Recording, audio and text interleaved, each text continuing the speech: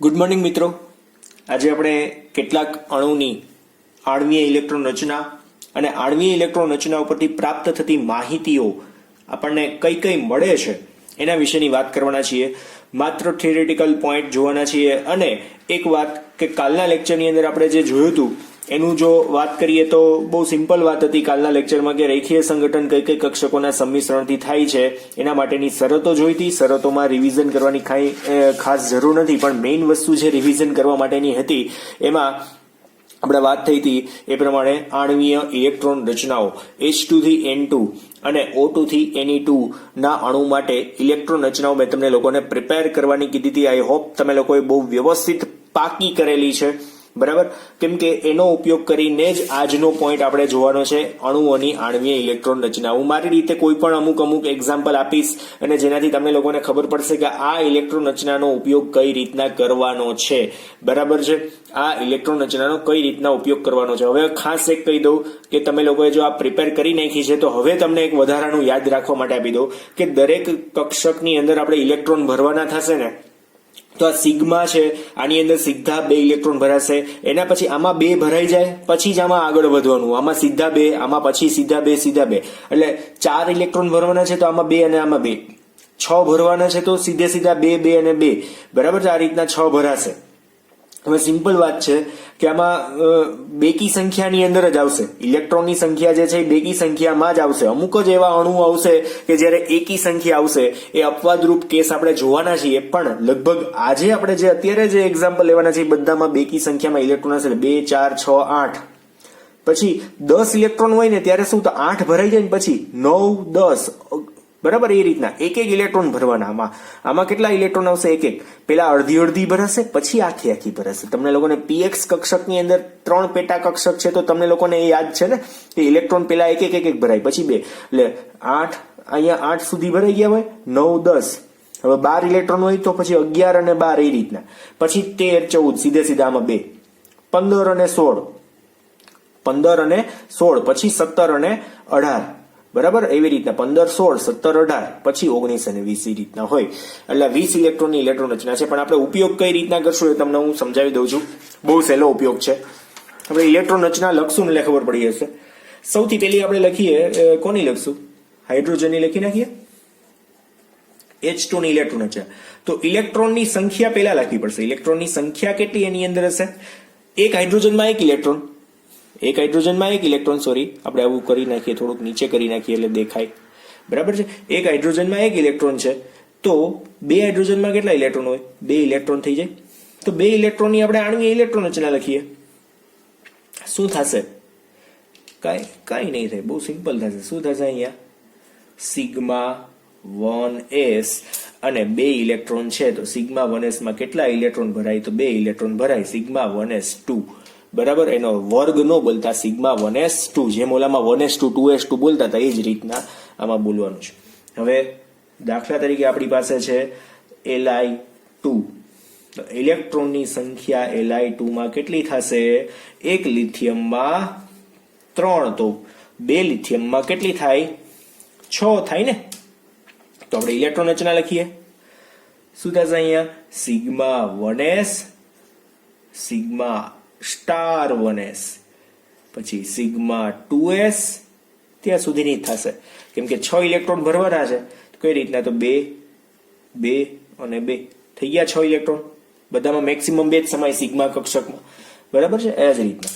હવે હું કંઈક કરું છું, બોરોન માટેની લખીએ. બોરોન માટેની 3 નંબરનું કરીએ. Boron B2. ઇલેક્ટ્રોનની સંખ્યા એક બોરોનમાં કેટલી? 5. તો 2 બોરોનમાં કેટલા ઇલેક્ટ્રોન હોય? 10. સોરી, જો અહીંયા એક વસ્તુ ભૂલાઈ ગઈ. કઈ? ઉર્જા સ્તર, આપણે ચડતો ક્રમ, બરાબર છે? તો હવે અહીંયા શું હશે? Sigma 1s, sigma star 1s, sigma 2s, sigma star 2s.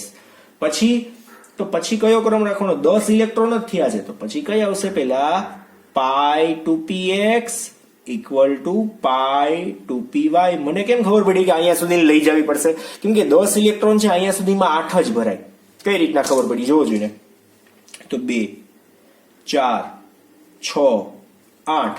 પછી 10 ઇલેક્ટ્રોન છે તો π2px1 અને π2py1. બસ આ રીતના ભરવાના ઇલેક્ટ્રોનને.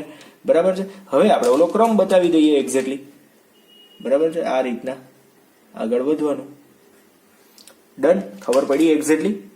સાવ એટલે સાવ આમ જોઈએ તો સહેલું છે, કાંઈ એમાં અઘરું છે નહીં. બોરોનની આવી ગઈ ઇલેક્ટ્રોન છે. હજુ આપણે બાકીના 2-3 એક્ઝામ્પલ લઈ લઈએ. કાર્બન, નાઇટ્રોજન લઈ લઈએ. બરાબર ને, નાઇટ્રોજન લઈએ એટલે થોડુંક મોટું થશે, તમને મજા આવશે. ચોથું એક્ઝામ્પલ જોઈએ. N2. ઇલેક્ટ્રોન સંખ્યા બરાબર કેટલા થશે? એક નાઇટ્રોજનમાં 7, 2 નાઇટ્રોજનમાં 14 ઇલેક્ટ્રોન છે. 14 ઇલેક્ટ્રોનને કેમ ગોઠવશું? તો પહેલા તો અહીંયા હું સીધું લખવા જ માંડીશ આખું બીચીની. Sigma 1s, sigma star 1s, sigma 2s, sigma star 2s. પછી કઈ આવશે? તો π2px જ પહેલા આવશે. શું કામ? એને કેમ કે હજુ 14 ઇલેક્ટ્રોન જ છે. 14 થી ઇલેક્ટ્રોન વધી જાય 15 કે 15 થી વધારે ઇલેક્ટ્રોન માટે સિગ્મા 2pz પહેલા આવશે. એટલે π2py આ બે પહેલા આવશે. પછી કોણ આવશે? તો કે ભાઈ સિગ્મા 2pz આવશે. બરાબર છે. હવે આમાં જોવો છે 14 ઇલેક્ટ્રોન સમાય છે કે નહીં, કઈ રીતના આપણે એડ કરશું? તો શું આવશે?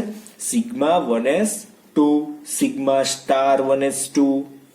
જો 2, 4, 6, 8. પછી આમાં એક એક ભરે 9, 10, 11, 12. તો હજુ આપણે બેયમાં સીધા 2 જ લખી નાખવાના. 9, 10, 11, 12. બરાબર છે. એટલે 12 જ થયા. હજુ સિગ્મા 2pz 14 થઈ ગયા. કેટલા થઈ ગયા? 14 ઇલેક્ટ્રોન થઈ ગયા ટોટલ. તો આમાં પણ આપણે આ રીતના ક્રમ બતાવી દઈએ. આની ઇલેક્ટ્રોન રચના દરેક વખતે ક્રમ બતાવી દેવાનો. ડાયા છોકરાઓ, નો બતાવીએ તો ખોટું ના પાડી શકે કોઈ. બરાબર છે. પણ ક્રમ બતાવીએ તો સારું, નો બતાવો તો પણ ચાલે. Doesn't matter. નો બતાવો તો પણ ચાલે. જો કહો છું હા, સામે ખાલી ઇલેક્ટ્રોન રચના પૂછી હોય તો બતાવવાનું. હવે N2 પતી ગયો. હવે O2 ની જોઈએ. 16 ઇલેક્ટ્રોન છે. ઇલેક્ટ્રોનની સંખ્યા કેટલી છે? 16 ઇલેક્ટ્રોન છે.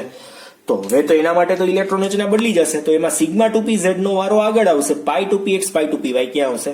પાછળ આવશે. જોજો. Sigma 1s, sigma star 1s, sigma 2s, sigma star 2s. પછી અહીંયા સીધી આવશે સિગ્મા 2pz. એનો વારો પહેલા આવી જશે કેમ કે 15 થી ઇલેક્ટ્રોન વધી ગયા. Sigma 2pz.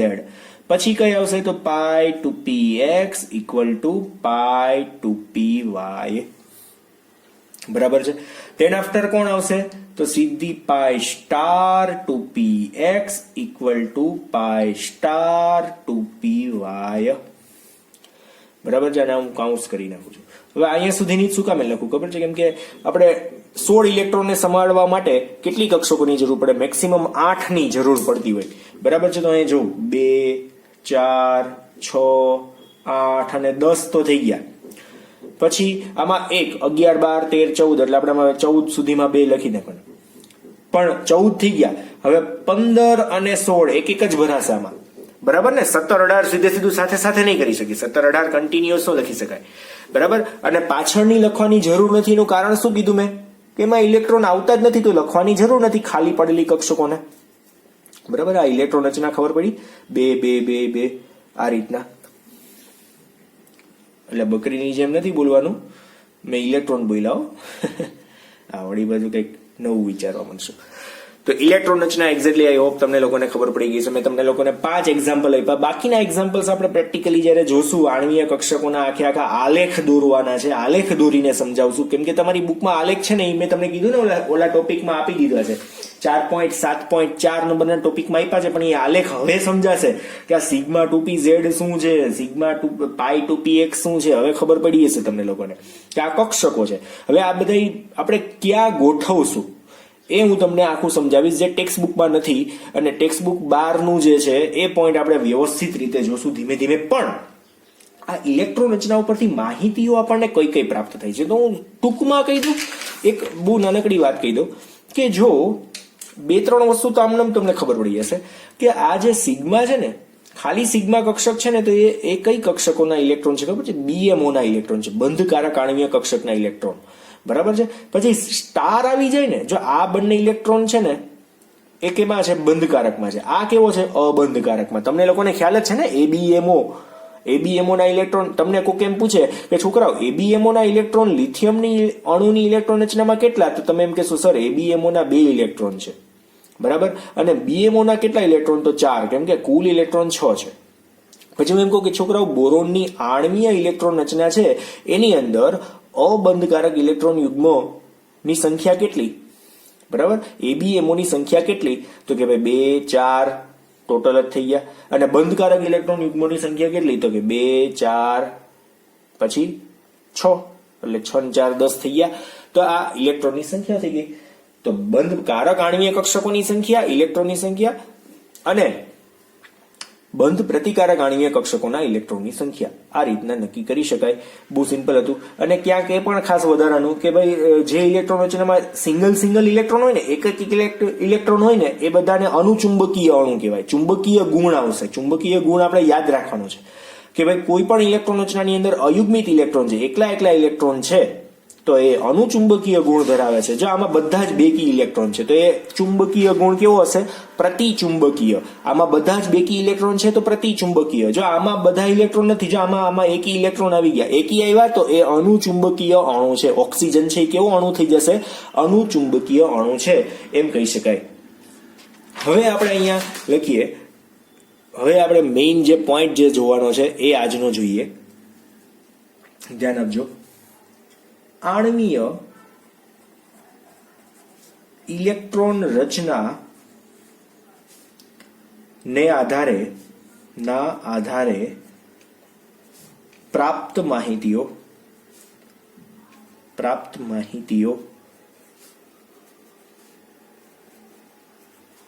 જણાવો.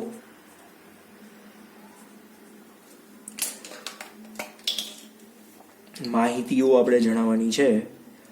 તો કઈ માહિતી આપણને મળે છે એ આપણે જોઈએ. એ પહેલા થોડોક શણગાર કરીએ આપણે, બરાબર ને? ચલો, તો હવે સૌથી પહેલા અણુની સ્ટેબિલિટી પહેલા, પણ આમ તો બંધ ક્રમાંક આપણે અણુની સ્થાયીતા જોઈ લઈએ. આમ તો પહેલા સૌથી પહેલો પોઈન્ટ આના માટેનો જે છે, અણુની સ્થાયીતાની વાત આપણને મળશે. અણુ બની તો જાય પણ ઇલેક્ટ્રોન રચના ઉપરથી આપણને અણુની સ્થાયીતા વિશેની માહિતી મળશે. અણુની સ્થાયીતા. તમે લોકો ઇલેક્ટ્રોન રચના કઈ રીતના લખાય એ સમજી ગયા. તો અણુની સ્થાયીતા કઈ રીતના આપણે મેળવશું? તો ખાસ જોજો આની અંદર કે બંધકારક આણ્વીય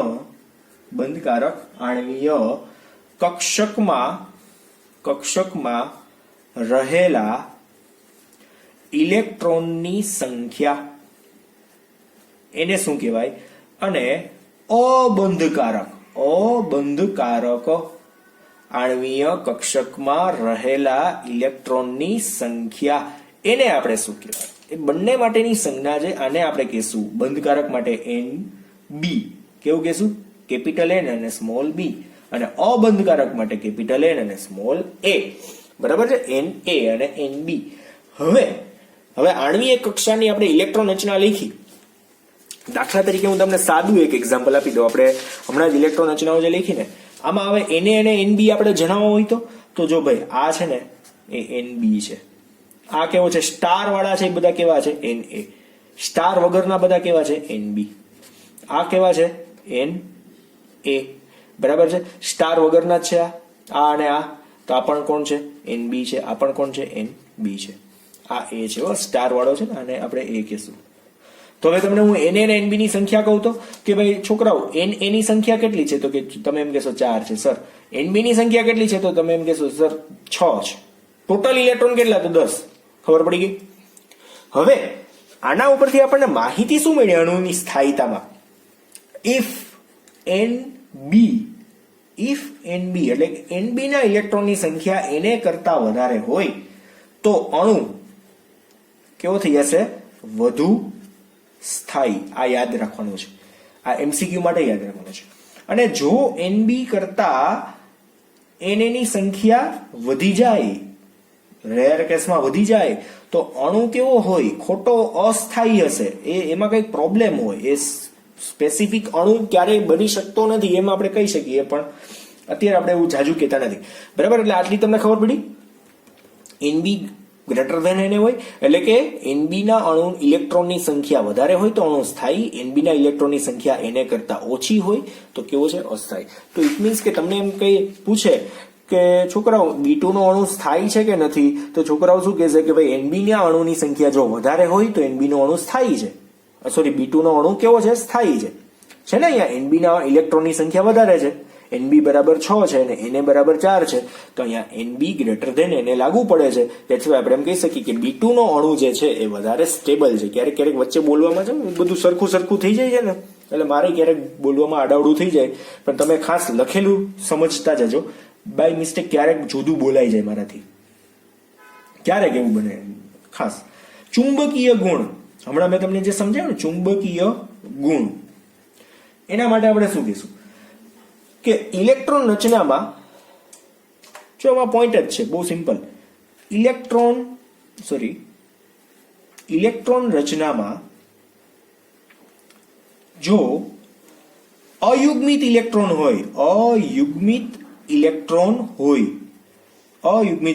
હોય અને ઇલેક્ટ્રોન રચનામાં બધા જ શું થઈ જશે? બધા જ યુગ્મિત ઇલેક્ટ્રોન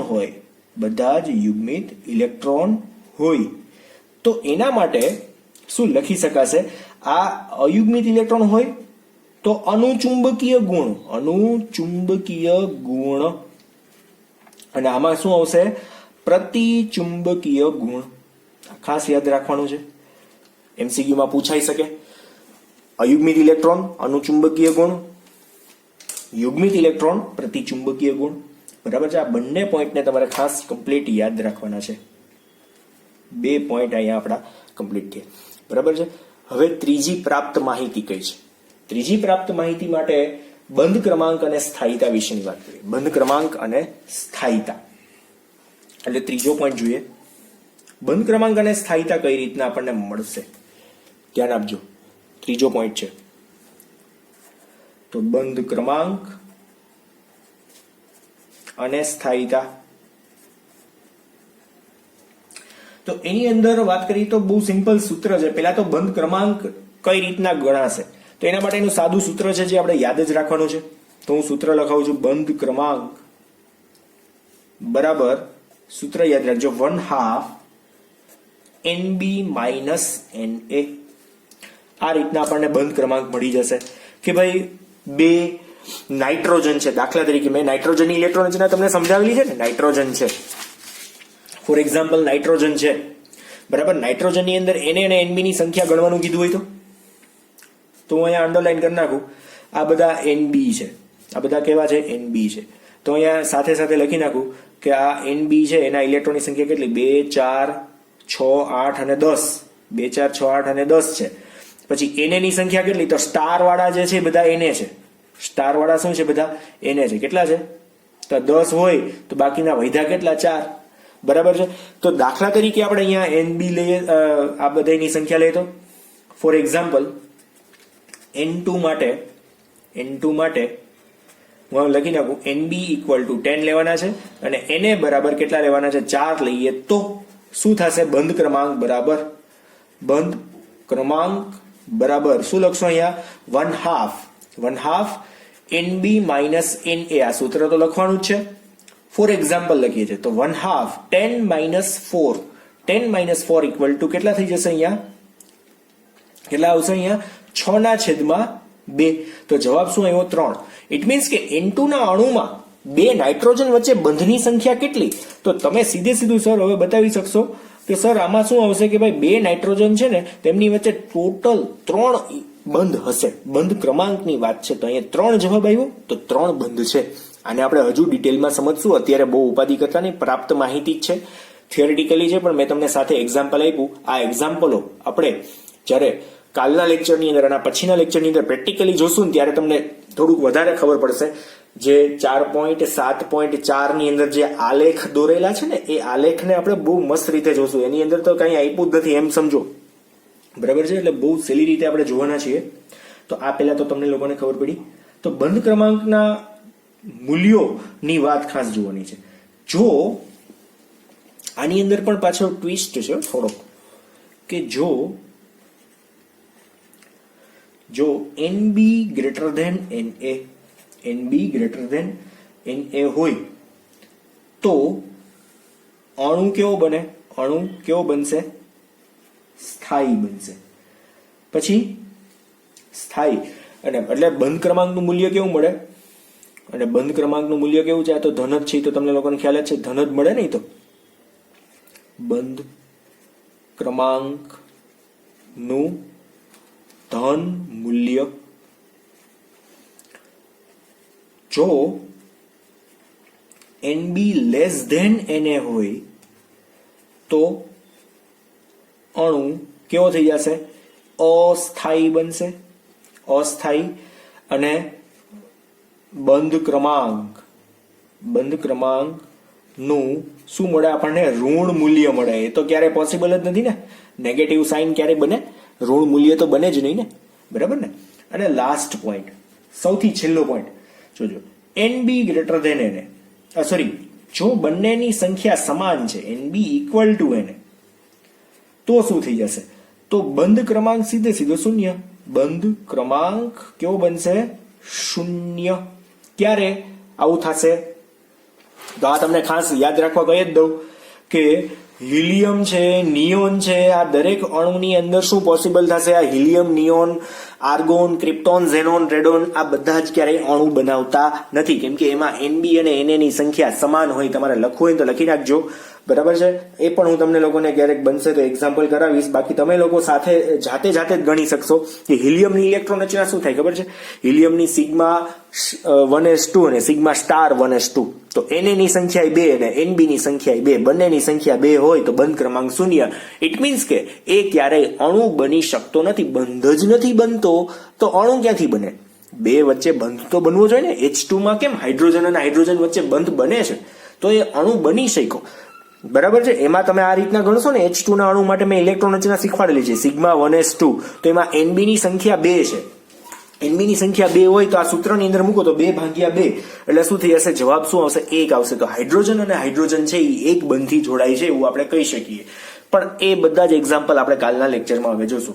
ડન છે. તો મેં તમને લોકોને જે આજના જ લેક્ચરની અંદર જે વાત સમજાવી છે એ ખાસ તમારે યાદ રાખવાની છે. તો આપણે ઇલેક્ટ્રોન રચનાનો ઉપયોગ જોયો, કઈ રીતના આપણે ઇલેક્ટ્રોન રચના બનાવી શકાય.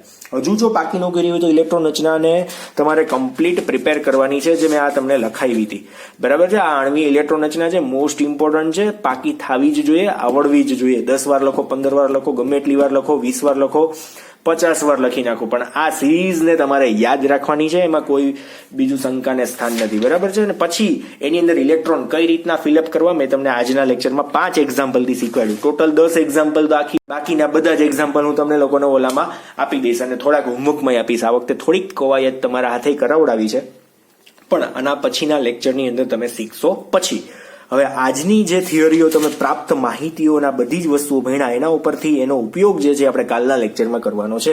એટલે અણુની સ્થાયીતા ની માહિતી આપણને મળે છે ઇલેક્ટ્રોન રચના ઉપરથી, કેમ કે ઇલેક્ટ્રોન રચના ઉપરથી NB અને NA ના ઇલેક્ટ્રોનની સંખ્યા મળી જાય. પછી એમાં મેં તમને કીધું, જો NB ની સંખ્યા વધારે હોય એટલે કે NB ના ઇલેક્ટ્રોનની સંખ્યા વધારે હોય તો અણુ વધારે સ્થાયી, NB ના ઇલેક્ટ્રોનની સંખ્યા ઓછી તો અણુ ઓછો સ્થાયી. ચુંબકીય ગુણમાં શું? તો ઇલેક્ટ્રોન રચનામાં એકી ઇલેક્ટ્રોન હોય તો અનુચુંબકીય, બધા જ બેકી હોય તો પ્રતિચુંબકીય અણુ છે એમ આપણે કહી શકીએ. બંધ ક્રમાંક કેવી રીતના ગણવાનો? કેમ કે 2 પરમાણુ ભેગા થાય, પણ કેટલા બંધથી ભેગા થાય તો નથી ખબર.